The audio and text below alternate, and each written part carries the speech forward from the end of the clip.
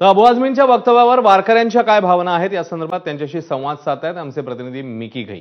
थेट मिकीकडे जाऊया। मिकी, अश्विन, खरं तर मी आता पुण्यातील जे दिवे घाट आहे त्या ठिकाणी आहे आणि माऊलींची पालखी या दिवे घाटावर चढायला सुरुवात झाली आहे।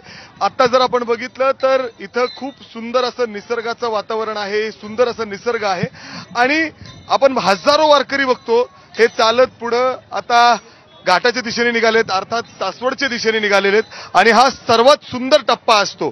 मात्र त्याच वेळी जर आपण बघितलं तर अबू हस्मी जे नेते आहेत त्यांनी जो वक्तव्य केलेला आहे त्याचा सर्वत्र आता निषेध होतोय। वारकरी देखील नाराजगी व्यक्त करतायत। माझ्यासोबत काही वारकरी आहेत, त्यांच्याशी आपण बोलण्याचा प्रयत्न करू, संवाद साधू। अबू हस्मी म्हणून एक जे नेते आहेत त्यांचं म्हणणं आहे की वारीमुळे बरेच रस्ते जाम होतात, मात्र त्याचवेळी जेव्हा नमाज आणि पठण, जेव्हा मस्जिदच्या बाहेर लोक येऊन थांबतात तेव्हा तक्रारी होतात, त्यांचे विजा थांबवले जातात। एका अर्थाने अशा पद्धतीने ते वारीवर टीका करतायत। कैवल्य चक्रवर्ती ज्ञानोबाराय आणि आज गेली 750 वर्ष माऊलींनी या पदयात्रेचं खूप अंतस्करणापासून भगवान परमात्म्याला भेटण्याकरता आळंदी ते पंढरपूर साऱ्या संतांचं, तुकोबारायांचं, काय पैठणवरून नाथबाबांचं, त्र्यंबकेश्वरवरून निवृत्ती काकांचं, साऱ्या साधू संतांच्या पायी दिंड्या आणि महाराष्ट्रातला नव्हे तर जागतिक लेव्हलला इतर राष्ट्रातूनही देखील या माऊलींच्या सोहळ्यामध्ये येऊन सहभाग घेऊन नामस्मरण करत असतात आणि नामचिंतनाने आपला प्रवास माऊलींच्या सानिध्यात। हे नेते जे टीका करतात त्याच्याकडे वारकरी म्हणून तुम्हाला काय वाटतं? ते जे टीका करतात त्यांच्याकडे ज्ञानाचा विचारही नाही, काय अज्ञान म्हणून ते टीका करत असतात। त्यांना ज्या वेळेला या वाटेवरचं ज्ञान, या वाटेवरचं आनंद, प्रेम कळेल त्यावेळेला ते टीका करायचं थांबतील, काय कळत नाही त्यांना। बरं, तुम्ही म्हणजे वारकरी म्हणून जेव्हा असं वक्तव्य ऐकता, अबू हस्मी जे म्हणतात की मस्जिदच्या बाहेर जेव्हा गर्दी होते तेव्हा तक्रारी होतात, मात्र पालखीमुळे, वारकऱ्यांमुळे ट्रॅफिक जाम होतं, अनेक ठिकाणी रस्ते बंद पडतात, तर त्यांना ते कारणीभूत आहेत सगळे ते लोक। आपली व्यवस्था ही त्यांनी करायला पाहिजे व्यवस्थित, की कारणीभूत करायला ती लोकांनी शांत बसायला पाहिजे।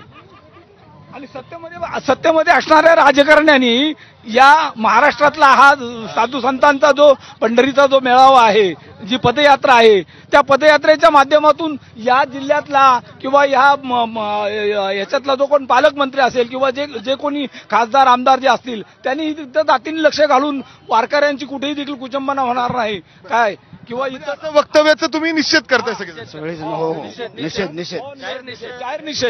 जाहीर निषेध कारण बरं, अश्विन, आपण बघतोय कशा पद्धतीने वारकरी या ठिकाणी निषेध करतायत आणि समोर जर आपण बघितलं तर संत ज्ञानेश्वर महाराजांची पालखी आता दिवे घाटाच्या दिशेने निघालेली आहे। अक्षरशः या ठिकाणी वारकऱ्यांची मोठी गर्दी पाहायला मिळते आणि खूप लोक इथे येऊन सेवा करतायत। आपण बघतोय या ठिकाणी अशा पद्धतीने उत्साहाचं भक्तिमय वातावरण या दिवे घाटात पाहायला मिळतंय आणि अनेक लोक आता या दिवे घाटाच्या दिशेने निघालेत। मी तुम्हाला समोर दाखवण्याचा प्रयत्न करतोय। हे समोरची सुंदर अशी पालखी बघतोय आपण। या पालखीत संत ज्ञानेश्वर महाराजांच्या पादुका आहेत आणि दर्शनासाठी अक्षरशः या ठिकाणी लाखोच्या संख्येने लोक पोहोचलेले आहेत आणि कडेकोट पोलीस बंदोबस्त देखील या ठिकाणी अशा पद्धतीने तैनात करण्यात आलेला आहे आणि एक भक्तिमय वातावरण सध्या या दिवे घाटात पाहायला मिळतंय। समोर जो आपण मोठा डोंगर बघतोय, या डोंगरावर पूर्ण पावसानंतर निसर्ग या ठिकाणी अक्षरशः बघितलं तर पूर्ण हिरवगार झालेलं आहे आणि या सगळ्या परिसराचा आनंद घेताना हे सगळे वारकरी या ठिकाणी दिसत आहेत आणि त्याच वेळी जे वक्तव्य या नेत्यांकडून केलं। नक्कीच मिकी, तुझ्याकडनं ताजे अपडेट्स वेळोवेळी जाणून घेतच राहू। तुर्तास धन्यवाद या सगळ्या सविस्तर माहितीबद्दल।